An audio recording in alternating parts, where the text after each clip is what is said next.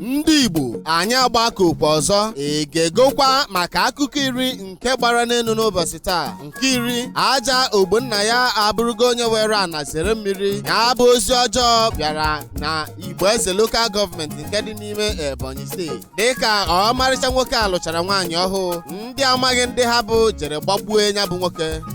Nke itoolu, na Nkalago nke dị n'Ebonyi steeti ka ndị agamevu adị mma n'ajụ gara aga gagba ọtụtụ ụlọ ndị mmadụ ọkụ ma mebikwazie ọtụtụ akụnụba. Ya bụ ozi ọjọọ bịara dịka onye isi ndị ikoro na ndị ụmụ agbọghọbịa nọ na ya bụ obodo obere okwu pụtara ha na ya bụ mpaghara Nkalago. Ọ bụ nke a mere ya bụ ndị agamevu amaghị ndị ha bụ jiri were iwe gaa sue ọtụtụ ụlọ ndị mmadụ ọkụ ma merụkwazie mmadụ karịrị mmadụ 10 ahụ na ọtụtụ ihe ndị ọzọ ha nara n'iyi. Nke asatọ, Reverend Fada Ejike Mbaka bụ onye na-ekpokọba Adoration Ministry bụ nke dị na Enugu steeti emegokọ ọha na eze mata na ọtụtụ ndị amị nakwazi ndị uwe ojii sokwazi akpọ ganịgarị ya bụ nnwere onwe kama o ji ohere a were mee ka gọọmenti etiti mara na ọ bụ ụkwụ ka eji achọ ihe danyere na mmiri. Nke asaa, His Majesty Nnaemeka Achebe Obi of Onitsha Agbogidi ekenego ndị mmadụ ma kenekwazie ekwu na ibe na ndị enyi ma ndị ihe ya na-amasị dịka ọha na eze si bịa nọnyere ya mgbe o mere emume ịgba ọfala nke arọ a. O ji ohere a wee na-ekene ndị mmadụ bụ ndị bịa nọnyere ya dịka o mere ya bụ emume. Nke isii, gọvanọ na-achị mba Delta steeti bụ Ifeanyi Okowa ekwuola na ndị ọrụ ya ga-ewepụta anya eji anyụ nsị gbasara ịnaka ụtụ isi nke banyere ndị redio nakwazi ndị telivishọn steshọn na anya bụ steeti Delta.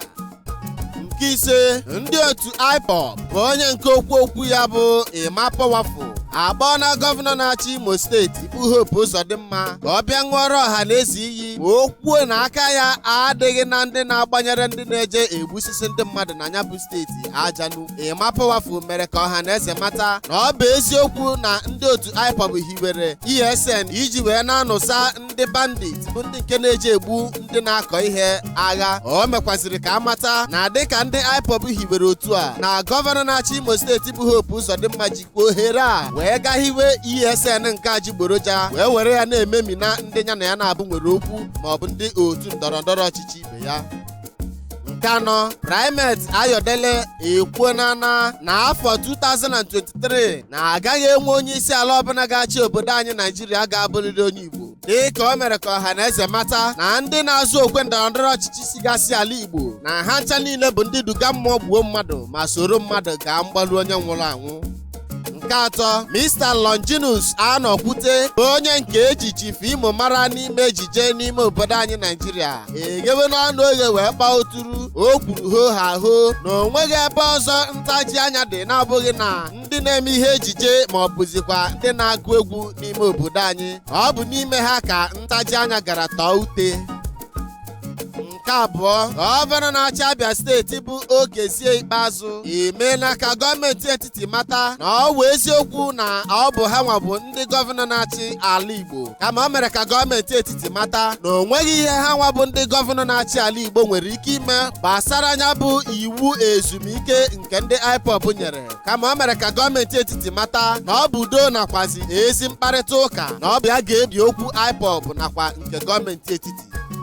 Nke mbụ, dịka emechara emume Big Brother Nigeria bụ nke onye tụrụ ugo na ya bụ White Money, otu nwa ikorobịa sokwazi na ya bụ emume onye nke a na-akpọ Cross ekwuona na ijiji ha esoro na ndị misisi. O kwuru nke a mgbe a na-ajụ ya ajụjụ gbasara okwu pụtara n'ime ya na Angel bụkwazi onye nke so na ya bụ emume Big Brother. Ọ bụ mgbe a ka ọ gara n'ihu mee ka ọha na eze mata na anya bụ ọmarịcha nwatakịrị nwa agbọghọbịa a na-akpọ Angel ọ dịghị ya ka ọ ga-anọdo n'ibe dị ihe karịrị ụlọ abalị 3. Igbo nwe mmadụ na akwa na-echeta na dọnidọni gwuchie ji ọdụ ihunata na wee gwupụta ọdụ ji. Ọ ka bụrịsị iche oku ka ị na-anụ onu ya n'elu ụlọ mgbasa ozi isi mbido telivishọn. Ngwa ka emesịanụ.